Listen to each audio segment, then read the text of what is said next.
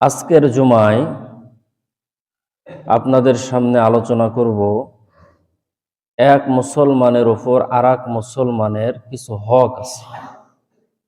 নবীজি সাল্লাল্লাহু আলাইহি ওয়াসাল্লাম হাদিস শরীফের মধ্যে বলেন, এক মুসলমানের উপরে অপর মুসলমানের 6টি হক আছে। এই 6টি হক সম্পর্কে আপনাদের সামনে আলোচনা করার চেষ্টা করব ইনশাআল্লাহ। রাসূল সাল্লাল্লাহু আলাইহি ওয়াসাল্লাম হাদিস শরীফের মধ্যে বলেন,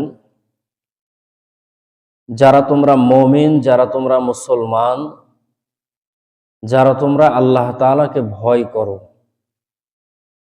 একজন মুসলমানের প্রতি অপর মুসলমানের হক আছে। প্রত্যেক জিনিসের যেমন হক আছে, তেমন এক মুসলমানের প্রতি অপর মুসলমানের হক আছে। আমি সন্তান হিসাবে আমার প্রতি আমার মা বাবার কিছু হক আছে, আবার আমারও আমার মা বাবার প্রতি কিছু হক আছে। আমি যখন স্বামী, তখন স্ত্রী আমার উপরে হক আছে, স্ত্রীর উপর আমার হক আছে। তেমনি ভাবে আপনি যখন রাস্তায় চলবেন, রাস্তার কিছু হক আছে। সেরকম ভাবে প্রত্যেকটা জিনিসের যেমন হক আছে, তেমনি মুসলমান এক মুসলমান অপর মুসলমানের উপরে কিছু দাবি রাখে। সেই দাবিগুলো হলো 6টা। আমরা মনোযোগ সহকারে শুনব এবং বাস্তব জীবনে আমল করার চেষ্টা করব ইনশাআল্লাহ। 1 নাম্বার, এক মুসলমান অপর মুসলমানের প্রতি হক হলো, যখন এক মুসলমান অপর মুসলমানের সঙ্গে দেখা হবে, তখন সর্বপ্রথম তাকে সালাম দেবে। সর্বপ্রথম সালাম দেবে। রাসূল সাল্লাল্লাহু আলাইহি ওয়াসাল্লাম হাদিস শরীফের মধ্যে বলেন, যে ব্যক্তি আগে সালাম দিল সে অহংকারী থেকে মুক্তি লাভ করল। অহংকার ইবাদত নষ্টের মূল। যার ভিতরে অহংকার আছে, তাকাব্বুরি আছে, তার কোনো ইবাদত আল্লাহ পাক রব্বুল আলামিনের কাছে কবুল হয় না। এই জন্য মানুষ যদি অহংকার মুক্ত যদি থাকতে চায়, তাহলে সবাই সবাইকে সালাম দেবে। আমি হুজুর মানুষকে সালাম দিই না কেন? কারণ আমার ভিতরে সে অহংকার আছে যে আমি ইমাম, আমি কেন মানুষকে সালাম দেব? আমি এলাকার মোড়ল, আমি মানুষকে সালাম দিই না কেন? কারণ আমার ভিতরে সে অহংকার আছে যে আমি মোড়ল, আমি এলাকার বড় মানুষ, আমি কেন অন্য মানুষকে সালাম দেব? সবাই আমাকে সালাম দেবে। আমি হাজী সাহেব, আমি মানুষকে সালাম দিই না কেন? কারণ আমি হাজী সাহেব, আমাকে মানুষ সালাম দেবে, আমি কেন মানুষকে সালাম দেব? আমার দাড়ি চুল সাদা হয়ে গেছে, আমি মানুষকে সালাম দিই না কেন? কারণ আমি মুরব্বী মানুষ, আমাকে মানুষ সালাম দেবে। ছোট বাচ্চাকে আমি কেন সালাম দেব? এই যে আমার আপনার ভিতরে একটা আমিত্ব কাজ করে। আল্লাহ পাক রব্বুল আলামিন বলেন যে আমিত্ব, অহংকার, এটা হচ্ছে আমার চাদর, বড়াই, এটা হচ্ছে আমার চাদর। আমার চাদর ধরে তোমরা টানাটানি করিও না। কারণ তোমাকে আমি আল্লাহ পাক রব্বুল আলামিন যেখান থেকে সৃষ্টি করেছি, এই সৃষ্টির দিকে তুমি যদি তাকাও, তাহলে তোমার অহংকার করার কোনো সুযোগই নাই। কারণ মানুষের অস্তিত্ব হলো এক ফোঁটা নাপাক পানি। সেখান থেকে মানুষের জন্ম। আল্লাহ বলেন সেই দিকে তুমি খেয়াল করো, তাহলে তোমার ভিতরে তাকাব্বুরি আসবে না, অহংকার আসবে না। আজকে আমাদের ভিতরে অহংকার কাজ করে। আমি টাকাওয়ালা পয়সাওয়ালা মানুষ, এলাকার ভিতরে আমি ধনী মানুষ, আমি ওই গরিব মানুষকে সালাম দেব, আমার কাজ নাই। কিন্তু না, নবীজি সাল্লাল্লাহু আলাইহি ওয়াসাল্লাম হাদিস শরীফের মধ্যে বলেন, যে ব্যক্তি আগে সালাম দিল সে অহংকারী থেকে মুক্তি পেল। এই জন্য আমরা চলার পথে যাকে দেখতে পাবো, আমার যদি জানা থাকে যে সে মুসলমান, তাকে আমি আগে সালাম দেব। নবীজি অন্য হাদিস শরীফের মধ্যে বলেন, আসসালামু ক্বাবলাল কালাম, যে আগে সালাম তারপরে কালাম, আগে সালাম হবে তারপরে কথা হবে। একজন মুসলমান অপর মুসলমানের সঙ্গে দেখা হবে, তাকে আগে সালাম দিবে। নবীজি সাল্লাল্লাহু আলাইহি ওয়াসাল্লাম এক মজলিসের মধ্যে কথা বলতেছেন, একজন সাহাবী আসলেন, এসে নবীজিকে সালাম দিলেন। যদিও বা মজলিসে প্রবেশ করার সময় সালাম দেওয়াটা খুব একটা বেশি জরুরি না, কারণ সেখানে গুরুত্বপূর্ণ কথা চলতেছে। সাহাবী সালাম দিলেন, এসে সালাম দিলেন, আসসালামু আলাইকুম। নবীজি সাল্লাল্লাহু আলাইহি ওয়াসাল্লাম সালামের উত্তর দিলেন, সাহাবীরা উত্তর দিলেন। আরেকজন সাহাবী কিছুক্ষণ পর আসার পরে আল্লাহ রাসূলকে সালাম দিলেন, আসসালামু আলাইকুম ওয়া রাহমাতুল্লাহ। নবীজি সালামের উত্তর দিলেন, সাহাবীরা উত্তর দিলেন। কিছুক্ষণ পরে আরেকজন সাহাবী আসলেন, আসার পরে নবীজিকে সালাম দিলেন, আসসালামু আলাইকুম ওয়া রাহমাতুল্লাহি ওয়া বারাকাতুহু। নবীজি সালামের উত্তর দিলেন, সাহাবীরা উত্তর দিলেন। আরেকজন এসে নবীজিকে সালাম দিলেন, আরেকজন সাহাবী, আসসালামু আলাইকুম ওয়া রাহমাতুল্লাহি ওয়া বারাকাতুহু ওয়া মাগফিরাতুহু। নবীজি সাল্লাল্লাহু আলাইহি ওয়াসাল্লাম সালামের উত্তর দিলেন, সাহাবীরা উত্তর দিলেন। কোন কোন রাওয়ায়াতে বর্ণনা এসেছে যেটা নবীজি সাহাবা একরামকে শিক্ষা দেওয়ার জন্য এরকম করতেই বলেছেন। আর কোন কোন রাওয়ায়াতে এসেছে যে না, সাহাবা একরাম এরকম ভাবেই একের পর এক উপস্থিত হয়েছিল এবং এরকম ভাবে সালাম দিয়েছে। তখন নবীজি বললেন যে দেখো, আপনারা বুঝতে পেরেছেন কিনা জানি না, যে কয়জন সাহাবী এসে আল্লাহ রাসূলকে সালাম দিয়েছেন, এক একজনের সালাম দেওয়ার ধরন কিন্তু এক এক রকম ছিল। প্রথম জন এসে সালাম দিয়েছে, আসসালামু আলাইকুম। নবীজি বললেন যে যে সালাম দিল আসসালামু আলাইকুম, সে 10 নেকি। কয় নেকি? 10 নেকি। যে বলল আসসালামু আলাইকুম ওয়া রাহমাতুল্লাহ, সে 20 নেকি।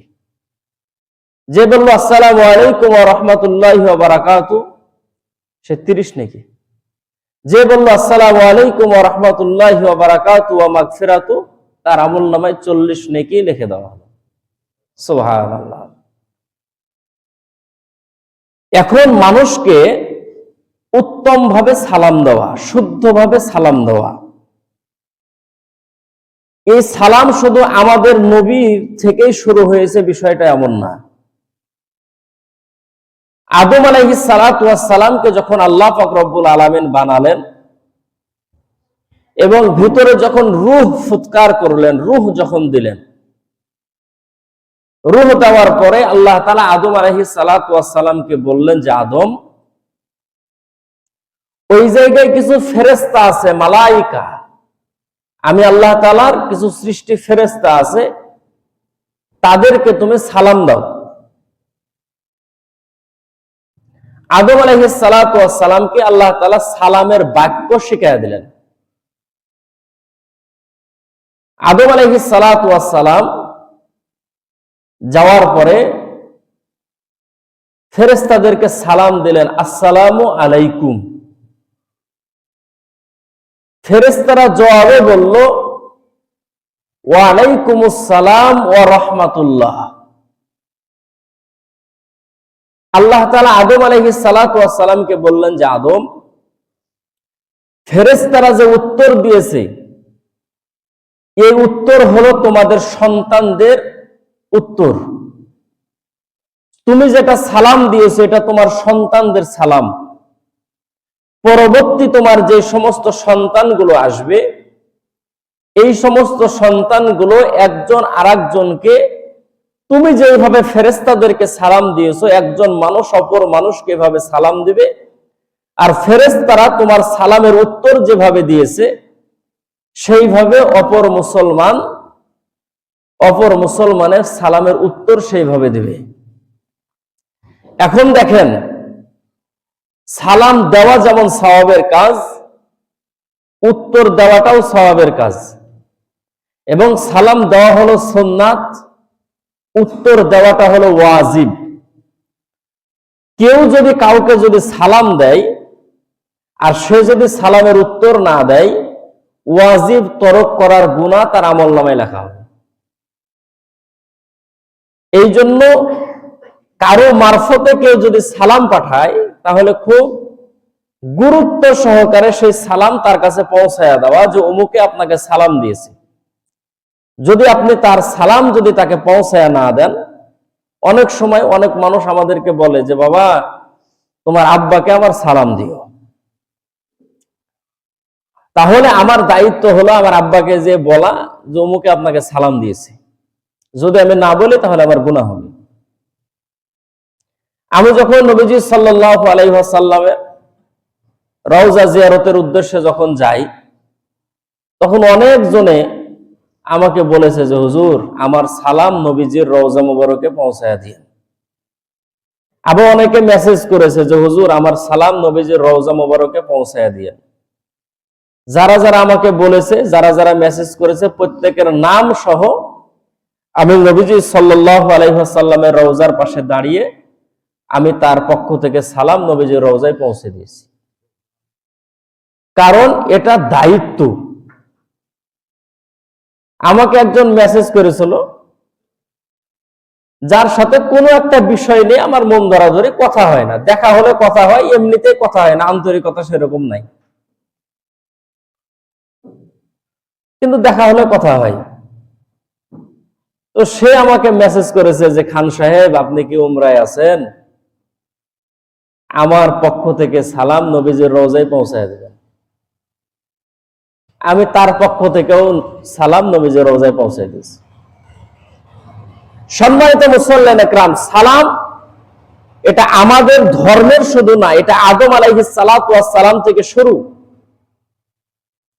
নবীজি বলেন যে হাসরের ময়দানে যখন আল্লাহ পাক রব্বুল আলামিন বান্দার সঙ্গে দেখা করবেন, সর্বপ্রথম সূরা আহজাবের মধ্যে আছে 44 নম্বর আয়াত, যে সর্বপ্রথম আল্লাহ পাক রব্বুল আলামিন যখন বান্দার সঙ্গে হাসরের ময়দানে দেখা করবেন, তখন আল্লাহ পাক রব্বুল আলামিন সর্বপ্রথম তার বান্দাদেরকে উদ্দেশ্য করে সালাম দিবেন। সম্মানিত মুসল্লিয়ানে কিরাম, এই জন্য সালাম অত্যন্ত গুরুত্বপূর্ণ ইবাদত। নবীজি বলেন যে তোমাদের মধ্যে এমন কি কেউ আছো যে আল্লাহ পাক রব্বুল আলামিনের কাছে তোমরা উত্তম হবা, শ্রেষ্ঠ হবা? তো সাহাবা একরাম সবাই দুই হাত তুলেছি, ইয়া রাসূলুল্লাহ, আল্লাহর কাছে নিকটবর্তী হতে চাই, আল্লাহর কাছে শ্রেষ্ঠ হতে চাই। নবীজি সাল্লাল্লাহু আলাইহি ওয়াসাল্লাম বললেন যে তাহলে তোমরা মানুষকে আগে সর্বপ্রথম সালাম দাও। কিন্তু আমাদের মধ্যে এই সালাম কিন্তু নাই। নবীজি হাদিস শরীফের মধ্যে বলেন যে কোন পরিবারের মধ্যে যদি সালামের প্রথা যদি চালু হয়ে যায়, সেই পরিবার আল্লাহ পাক রব্বুল আলামিনের কাছে জান্নাতি পরিবার হিসেবে বিবেচিত হয়, এবং সেই পরিবারের উপরে আল্লাহ পাক রব্বুল আলামিনের খাস রহমত নাজিল হতে থাকে। ঠিক তেমনি ভাবে কোন সমাজের মধ্যে যদি সালামের প্রথা চালু হয়ে যায়, সেই সমাজের মধ্যে আল্লাহ পাক রব্বুল আলামিনের পক্ষ থেকে জান্নাতি হাওয়া বইতে থাকে।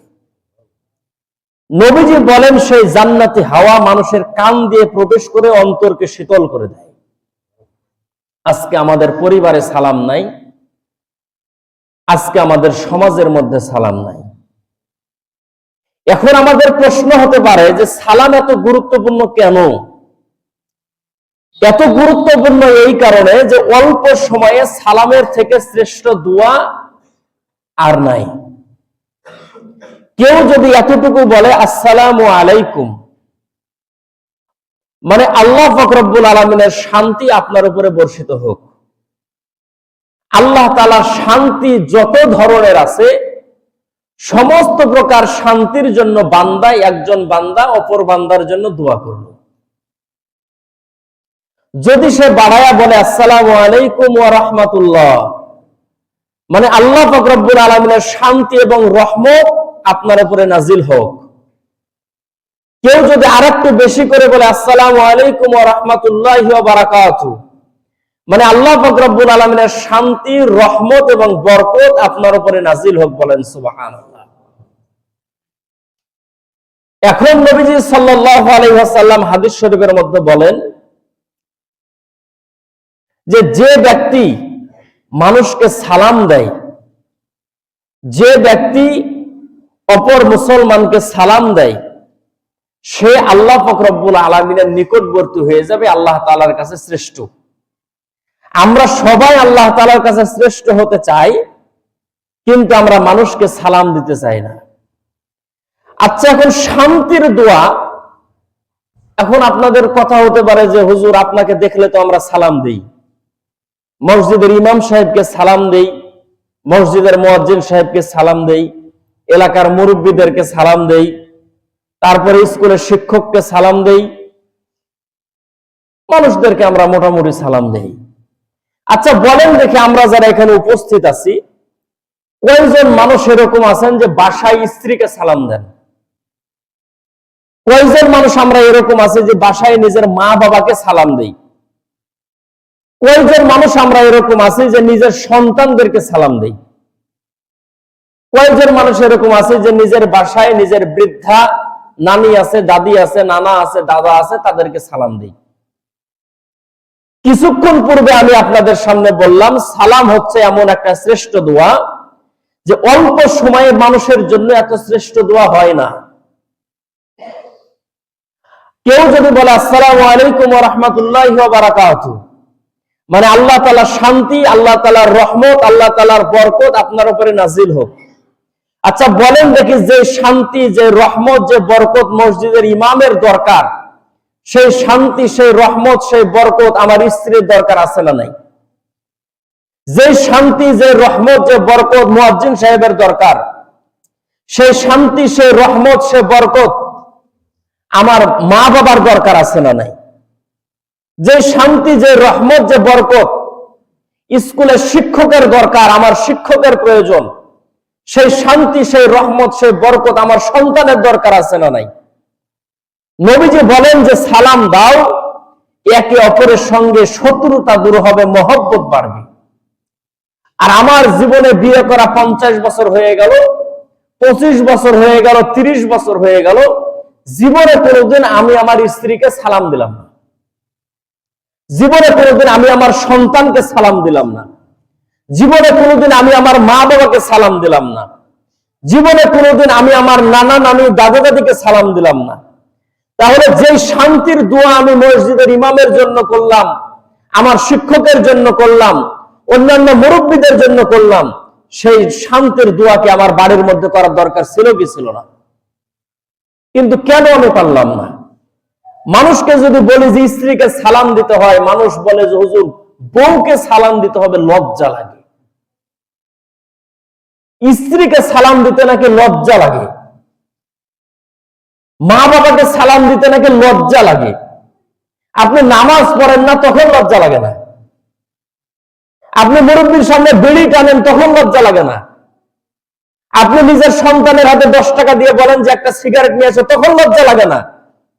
আর সন্তানকে সালাম দিতে লজ্জা লাগে, স্ত্রীকে সালাম দিতে লজ্জা লাগে, মা বাবাকে সালাম দিতে লজ্জা লাগে।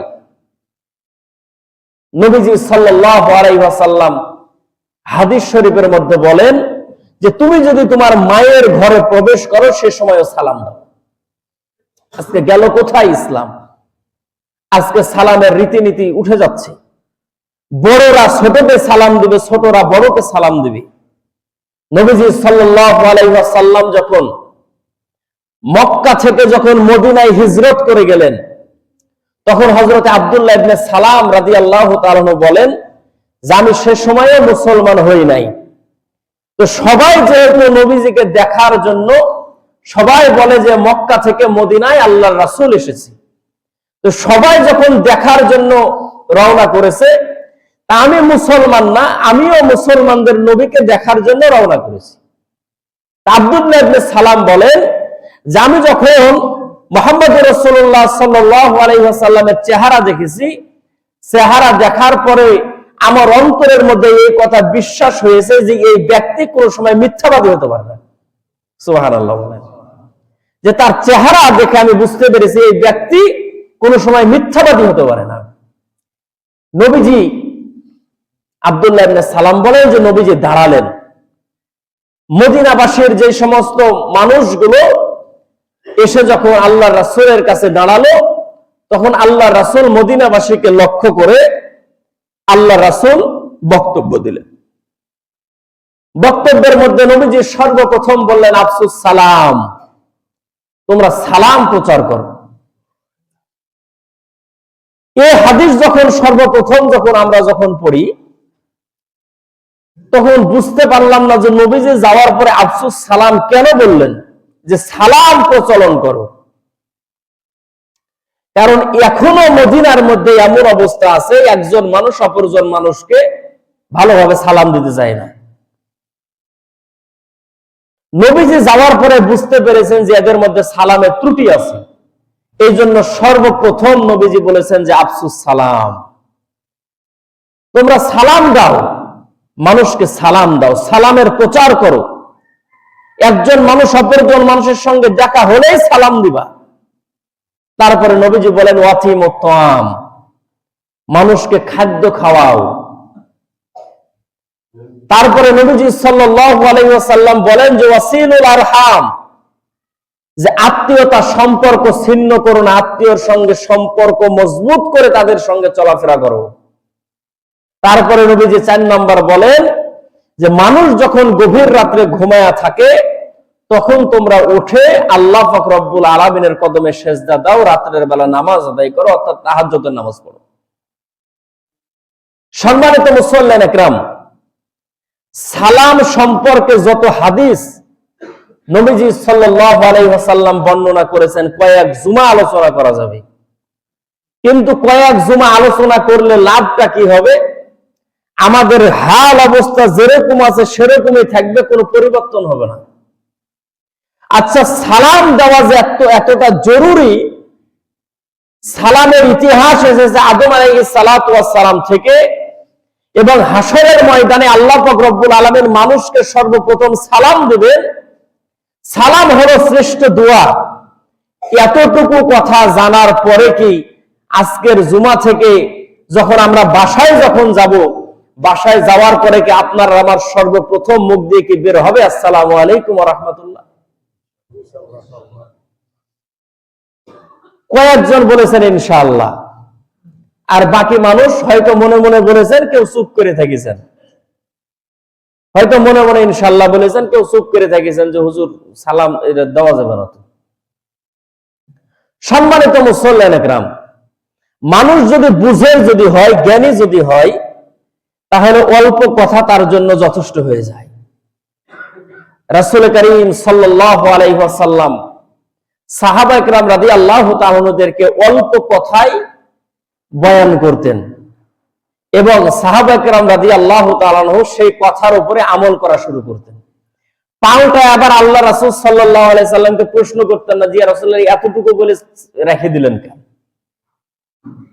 কিন্তু আমাদের সামনে আলোচনা হয় অনেক বেশি, কিন্তু আমরা আমল করতে পারি না।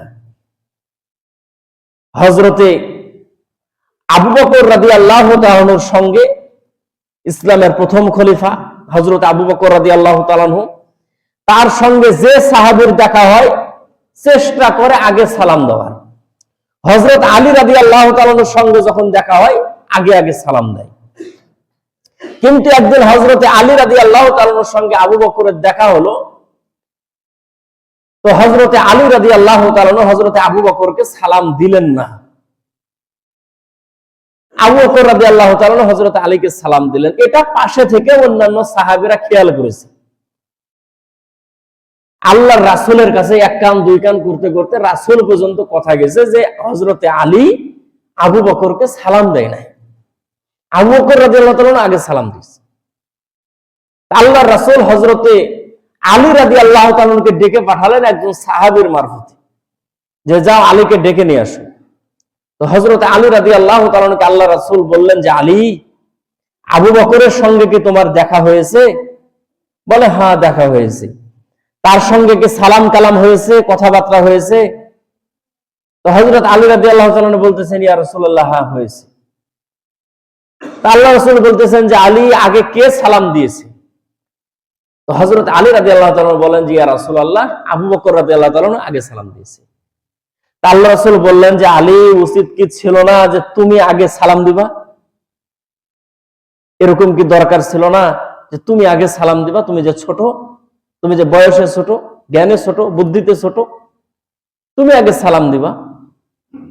কিন্তু নবীজি সাল্লাল্লাহু আলাইহি ওয়াসাল্লাম এটা ছোটদেরকে উৎসাহিত করতেছেন বড়দেরকে সালাম দেওয়ার জন্য। কিন্তু হযরত আলী রাদিয়াল্লাহু তাআলার ব্যাপারে আল্লাহ রাসূল বলেন, আনা ইলমুন মাদিনাতি ওয়া আলিউন বাবুহা, যে আমি হচ্ছে ইলমে দ্বীনের শহর, আর সেই শহরের দরজা হচ্ছে হযরত আলী। বলেন সুবহানাল্লাহ। তো হযরত আলীকে বলতেছেন যে আলী, উচিত কি ছিল না যে তুমি আগে সালাম দিবা? তো হযরত আলী বলেন, ইয়া রাসূলুল্লাহ, অত্যন্ত উচিত ছিল, দরকার ছিল। কিন্তু আমি গত রাত্রে একটা স্বপ্ন দেখেছি। স্বপ্ন দেখার আগ পর্যন্ত আমি হযরতে আবু বকরকে আগে আগেই সালাম দিয়েছি। কিন্তু আমি যখন একটা স্বপ্ন দেখেছি, এই স্বপ্ন দেখার পর থেকে আমি আল্লাহর আবু বকরকে আগে সালাম দেই নাই। আজকে একটা দিন শুধু সালাম দেই নাই। আল্লাহ রাসূল বললেন যে আলী, কি স্বপ্ন দেখেছো? তো হযরত আলী রাদিয়াল্লাহু তাআলা বলেন যে আমি যখন গভীর ঘুমে বিভোর, হযরতে বেলাল মসজিদে নববীতে আযান দেবে দেবে এমন অবস্থায় আমি স্বপ্নের মধ্যে দেখি যে আমি জান্নাত ভ্রমণ করতেছি। সুবহানাল্লাহ বলবেন না? আর আমরা জান্নাত কি দেখবো? জাহান্নামই তো স্বপ্নের মধ্যে দেখতে পাই না নাকি? যে জান্নাত দূরের কথা, যে জাহান্নামের কিছু আলামত যদি দেখতে পাই, তাও তো মানুষের জীবনের কিছু পরিবর্তন হয়। এটাই দেখতে পাই না। হযরত আলী কি দেখতেছেন? জান্নাত দেখতেছেন, যে জান্নাত ভ্রমণ করতেছে। তো হযরত আলী বলেন, ইয়া রাসূলুল্লাহ, আমি যখন জান্নাত ভ্রমণ করতে করতে জান্নাতের এক কিনারায় গেলাম, সেই জায়গায় যাওয়ার পরে দেখলাম সুন্দরভাবে একটা ঘর সাজানো আছে। সেই ঘরের মধ্যে সুন্দর একটা বড় সিংহাসন। হযরত আলী বলেন, ঘরের দরজার কাছে একজন ফেরেশতা হাতের মধ্যে লাঠি নিয়ে দাঁড়ায় আছে। আমি ফেরেশতাকে সালাম দিয়ে জিজ্ঞেস করলাম, ভাই, এটা কোন ঘর? এই ঘরের মধ্যে কে যাবে? এই সিংহাসনের মধ্যে কে বসবে? হযরত আলী বলেন, ইয়া রাসূলুল্লাহ, এই প্রশ্নটা করার সঙ্গে সঙ্গে ফেরেশতা আমাকে বলল, আলী গো, ঘরের দরজার মধ্যে লেখা আছে, তারপরেও তুমি যেহেতু জিজ্ঞেস করেছো তোমাকে বলি, এই ঘর আল্লাহ পাক রব্বুল আলামিন তার সেই বান্দাকে দান করবেন। এই সিংহাসন আল্লাহ পাক রব্বুল আলামিন তার সেই বান্দাকে দান করবেন যারা দুনিয়ার মধ্যে সর্বপ্রথম একজন মানুষ অপরজন মানুষকে সালাম দেবে। হযরত আলী রাদিয়াল্লাহু তাআলা বলেন, এই কথাটা শোনার পরে আমার ঘুম ভেঙে গেল। অন্য কোনো প্রশ্ন আর করলাম না। আমার ইচ্ছা হলো আমার ভাই হযরতে আবু বকর সর্বদিক দিয়ে এক নম্বরে আছে। হযরতে আবু বকর হাশরের ময়দানে যখন ফেরেশতারা মানুষের আমলনামাগুলো খুলবে, উম্মতের মধ্যে সর্বপ্রথম আমলনামা খোলা হবে হযরতে আবু বকরের। হযরতে আবু বকর রাদিয়াল্লাহু তাআলার আমলনামা খোলার পরে ফেরেশতারা আমলনামার শুরু থেকে শেষ পর্যন্ত উল্টাবেন। ৯৯টা দফতর খোলা হবে এক একটা মানুষের। প্রত্যেকটা দফতরের খাতাগুলো শেষ হয়ে যাবে। ফেরেশতারা আল্লাহ পাক রব্বুল আলামিনের সামনে বলবেন, আল্লাহ, এটা মানুষের আমলনামা নাকি ফেরেশতার আমলনামা? আল্লাহ পাক রব্বুল আলামিন বলবেন, ফেরেশতার তো কোনো আমলনামা নাই, দেখো দেখে এটা মানুষের আমলনামা হবে, কার নাম লেখা আছে? ফেরেশতারা আল্লাহ পাক রব্বুল আলামিনের সামনে ডাক দিয়ে বলবে, আল্লাহ, এটা মানুষেরই আমলনামা, আমরা নাম দেখেই খুলেছি। সর্বপ্রথম আমলনামা খোলা হয়েছে আপনার বন্ধু হাবিবুল্লাহর। সর্বপ্রথম যিনি কালেমা পড়ে আল্লাহ রাসূলের হাতে মুসলমান হয়েছিলেন পুরুষদের মধ্যে, নবীজি সাল্লাল্লাহু আলাইহি ওয়াসাল্লামের শ্বশুর ছিলেন দুনিয়ার মধ্যে যিনি, নবীজির হিজরতের সাথী ছিলেন যিনি, গারে সুরের সাথী ছিলেন যিনি, নবীজির সাহাবী হযরতে আবু বকরের এটা আমলনামা। ফেরেশতারা আল্লাহ পাক রব্বুল আলামিনের সামনে ডাক দিয়ে বলবে, আল্লাহ, মানুষের আমলনামা কি এত সুন্দর হতে পারে যার আমলনামার মধ্যে জাররা থেকে জাররা পরিমাণ কোনো গুনাহ নাই? সুবহানাল্লাহ বলেন। ফেরেশতারা আশ্চর্য হয়ে যাবে হযরত আবু বকরের আমলনামা দেখি। হযরত আলী রাদিয়াল্লাহু তাআলা ডাক দিয়ে বলেন, ইয়া রাসূলুল্লাহ, সর্বদিক দিয়া হযরত আবু বকর হলো এক নাম্বার, কিভাবে আমি আবু বকরকে আগে সালাম দেব, ওই সিংহাসনের মালিক হব আমি এক নম্বরে, এটা আমি চাই না গো নবীজি। এই জন্য আমি মুখ বন্ধ করে আবু বকরকে সালাম দেওয়ার সুযোগ করে দিয়েছি। আবু বকর, এত সুন্দর সিংহাসনে শুধু আপনাকেই মানাই গো আবু বকর, আপনি আগে আমাকে সালাম দেন, আর ওই সিংহাসনের মালিক আপনি আবু বকর হয়ে যান। সম্মানিত ভাইয়েরা আমার, আল্লাহর নবীর সামনে যখন হযরত আলী রাদিয়াল্লাহু তাআলা এই কথা বললেন, আল্লাহ পাক রব্বুল আলামিন কোরআনুল কারীমের আয়াত নাযিল করে নবীজিকে জানায়া দিলেন, নবীজি, আপনার উম্মতের মধ্যে, আপনার সাহাবীদের মধ্যে কিছু মানুষ আছে যারা নিজের প্রয়োজন থাকা শর্তের অন্য মানুষের প্রয়োজনকে বেশি প্রাধান্য দেয়। ওই জান্নাতের হযরতে আলীর প্রয়োজন আছে, ওই চেয়ারের হযরতে আলীর প্রয়োজন আছে, কিন্তু হযরতে আলী রাদিয়াল্লাহু তাআলা নিজের চাইতে অপরকে বেশি প্রাধান্য দিয়েছেন। আল্লাহ পাক রব্বুল আলামিনের হাবিব বলেন, আলী গো শোনো, তুমি একবার যেহেতু তাকে সুযোগ দিয়েছো, কিন্তু ওই জান্নাতের মধ্যে তোমারও যাওয়ার প্রয়োজন আছে। যে যাকে আগে সালাম দিতে পারবে আল্লাহ পাক রব্বুল আলামিন তাকে সেই জান্নাত আর সেই সিংহাসন দান করবেন। বলেন সুবহানাল্লাহ। সম্মানিত ভাইয়েরা আমার, এই জন্য দুনিয়ার মধ্যে চলার পথে, হাটে ঘাটে, বাজারে, বাড়িতে যে সময় আপনি চলাফেরা করেন না কেন, সালামের প্রথা আপনি চালু করে দেন, আপনি সালামটা দেন। আল্লাহ রাসূল বলেন, কোন মানুষ যদি নিজের শত্রুকেও যদি সালাম দেয়, শত্রুতা কমতে থাকে, ভালোবাসা বাড়তে থাকে। সম্মানিত ভাইয়েরা আমার, নবীজি সাল্লাল্লাহু আলাইহি ওয়াসাল্লাম বলেন, তুমি যদি তাকে চেনো যে সে মুসলমান, তাকে তুমি সর্বপ্রথম সালাম দাও। তুমি তাকে সালাম দাও, বাড়িতে যখন প্রবেশ করবা তুমি সালাম দাও।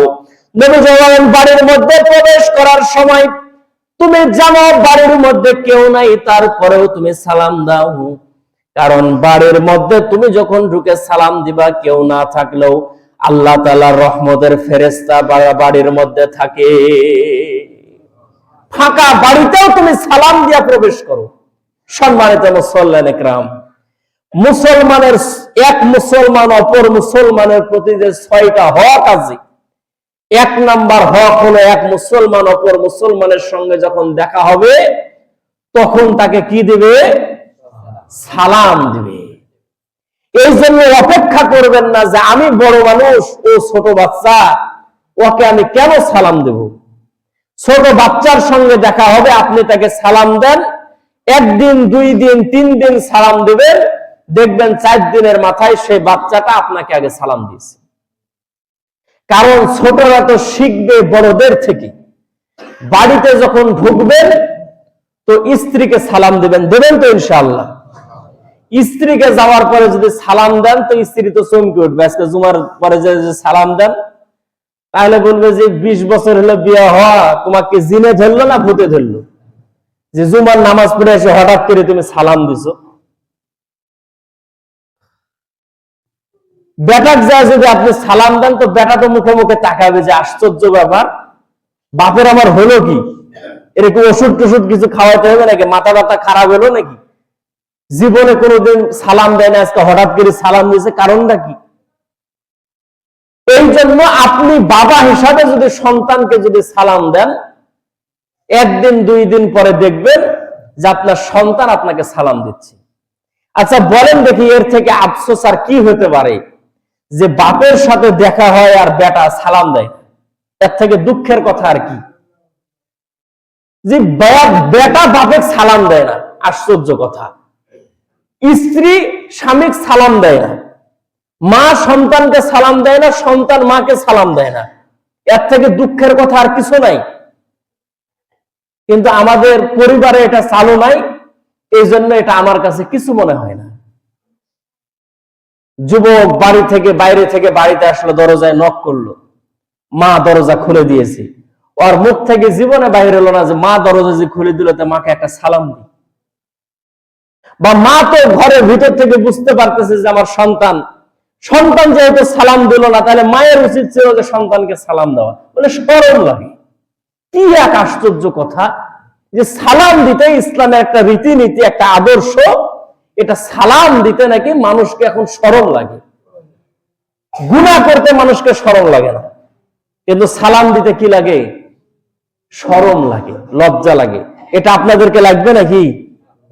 বাসায় যা সালাম দিবেন তো ইনশাআল্লাহ, বাসায় যা সালাম দিবেন। অনেকে বলে যে হুজুর বিয়ে করেছি, সংসারে শান্তি নাই, বউ কথাও শুনে না। তো বিয়ে করার পর বউয়ের তুমি জীবনে কোনোদিন সালাম দাওনি, তাহলে বউ তোমার কথা শুনবে কিভাবে? বলে সংসারে শান্তি আসবে কিভাবে? ওই যে শুরুতেই বললাম যে আল্লাহ রাসূল হাদিস শরীফের মধ্যে বলেন যে যেই পরিবারের মধ্যে সালাম প্রথা চালু হয়ে যায়, সেই পরিবারটা আল্লাহ তাআলার কাছে জান্নাতি ঘর হিসেবে বিবেচিত হয়। তাহলে জান্নাতের ভিতরে কোনো অশান্তি থাকতে পারে? কোনো অশান্তি নাই। এই জন্য পরিবারের মধ্যে বেশি থেকে বেশি সালাম দিবেন। গতকালকা আসরের আজান কি জোহর আসরের আজান দেওয়ার জন্য মসজিদে আসতেছি। আমার এক মসজিদের মুসল্লি এই দিক থেকে এদিকে আসতেছে, আমি ওই জায়গা থেকে সালাম দিলাম, আসসালামু আলাইকুম। উনি উত্তর দিলেন এই জায়গায় রাস্তাতে, ওয়ালাইকুম সালাম। আমি আগে মসজিদে ঢুকে বারান্দায় বসেছি, 2 মিনিট টাইম আছে। উনি আবার ওই দরজা দিয়ে ঢুকে আমাকে সালাম দিলেন, আসসালামু আলাইকুম। আমি বললাম ওয়ালাইকুম সালাম ওয়া রাহমাতুল্লাহ। পরে আমি আজান দিলাম, রুমে গেলাম। রুম থেকে আবার পোশাক পরে যখন আসি, আসার পরে দেখি যে মসজিদে কোনো মুসল্লি আসে না, উনি একাই বসে আছেন। আমি আবার সালাম দিলাম, উনি বললেন ওয়ালাইকুম সালাম। আমি ভিতরে এসে বসেছি, তখন কেউ আসেনি। উনি আবার মসজিদের ভিতরে ঢুকে উনি আমাকে সালাম দিলেন, আসসালামু আলাইকুম। আমি বললাম ওয়ালাইকুম সালাম। মানে একটা মুসল্লির সঙ্গে কালকে কয়বার সালাম আদান প্রদান হয়েছে? 4 বার।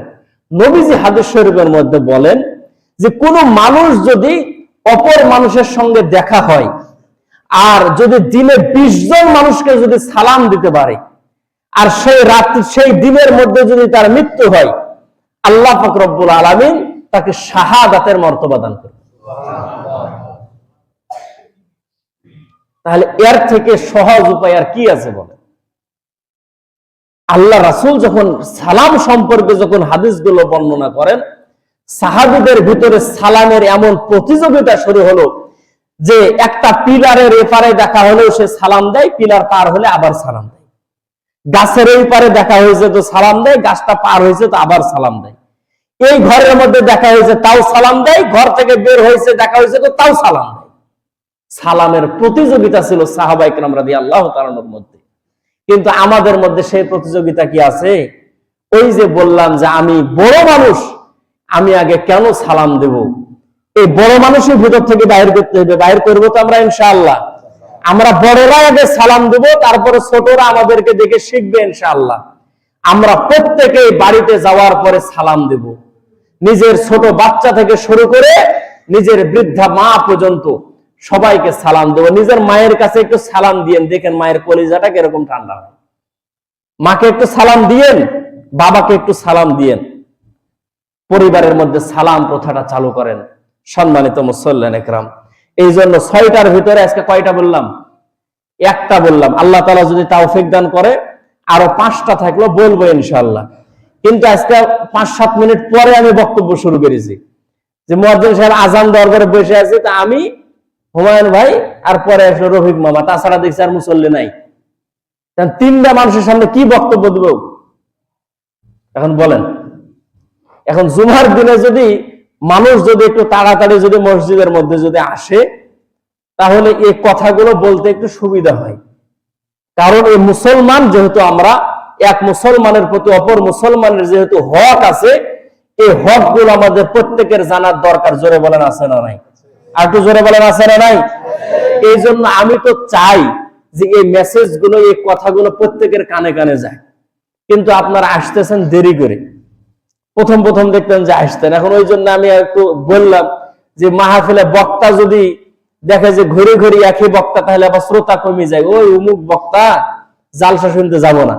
এখন ওই জালসার বক্তার মতন বক্তার মতন কি ইমামও চেঞ্জ করতে হবে নাকি প্রত্যেক সপ্তাহে সপ্তাহে? তাহলে মানুষের একটা আকর্ষণ হবে যে না, আজকে নতুন ইমাম, এই যে নতুন ওয়াজ হবে, এরকম নাকি? সম্মানিত মুসল্লিয়ান কিরাম, এই জন্য একটু আগে আগে আসবেন। আরো যে 5টা থাকলো, আল্লাহ পাক রব্বুল আলামিন কবুল করলে সামনে জমে আলোচনা করবে ইনশাআল্লাহ। আরেকটা কথা হলো যুবকদেরকে উদ্দেশ্য করে, সেটা হলো আমাদের সামনে আসতেছে 16 ডিসেম্বর। কি দিবস এটা?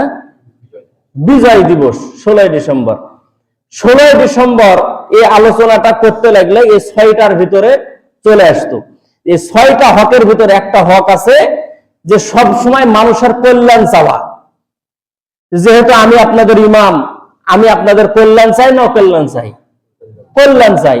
তাহলে আমি যেহেতু আপনাদের কল্যাণ চাই, সেই হিসাবে আপনাদেরকে এটা বলা অত্যন্ত দরকার যে 16 ডিসেম্বর আমাদের বিজয় দিবস।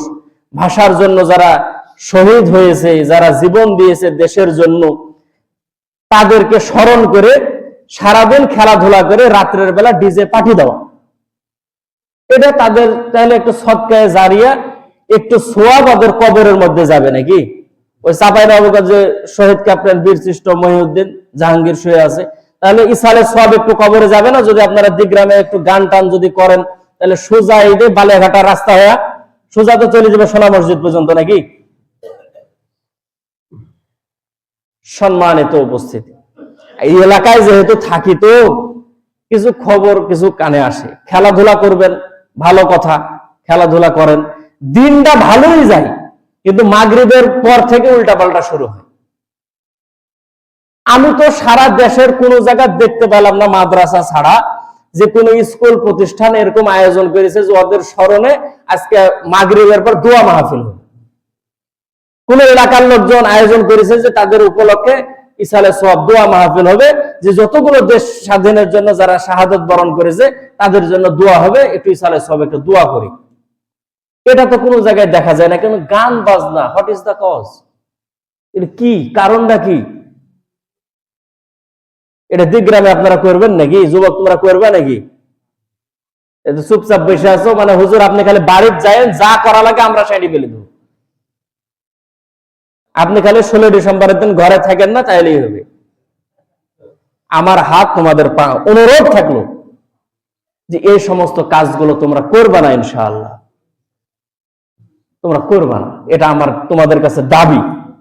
আমি তোমাদের কল্যাণ চাই, মঙ্গল চাই।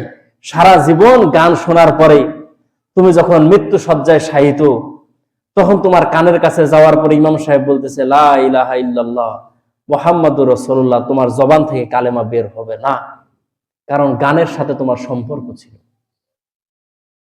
এই যৌবনকালের হিসাবটা দিয়াই জান্নাতের মধ্যে যেতে হবে। বৃদ্ধকালের, শিশুকালের কোনো হিসাব আল্লাহ তাআলার কাছে দেওয়া লাগবে না, এই যৌবনকালের হিসাব দিয়ে যেতে হবে। তো হুজুর এই বয়সে গান বাজাবো না, তো গান বাজাবো কোন বয়সে? বুড়ারা গান শোনে না, যারা যুবক আছে তোমরা গান শোনো, তোমরা এই সমস্ত উল্টাপাল্টা কাজগুলো করো। এই জন্য এই হিসাব আল্লাহ তাআলার কাছে দিতে হবে, যৌবনকালের হিসাবে দিতে হবে। হযরত আলী রাদিয়াল্লাহু তাআলার একটা মারাত্মক কথা আছে, ঘরের দরজায় লিখে রাখার মতো কথা, যে তোমরা যৌবনের তাড়নায় কোনো সময় গুনাহ করিও না, কারণ তোমার যৌবনকাল এক সময় শেষ হয়ে যাবে, কিন্তু যৌবনকালের গুনাহ তোমাকে জাহান্নামের মধ্যে নিয়ে যাবে। এই জন্য প্রত্যেকের কাছে আমার আহ্বান থাকবে, দাবি থাকবে যে 16 ডিসেম্বর হোক, 26শে মার্চ হোক, 21শে ফেব্রুয়ারি হোক, তাদের জন্য আমরা প্রাণ খুলে দোয়া করব, কোনো গান বাজনা আমরা করব না ইনশাআল্লাহ। আল্লাহ তাআলা কবুল করুন, বলেন আমিন।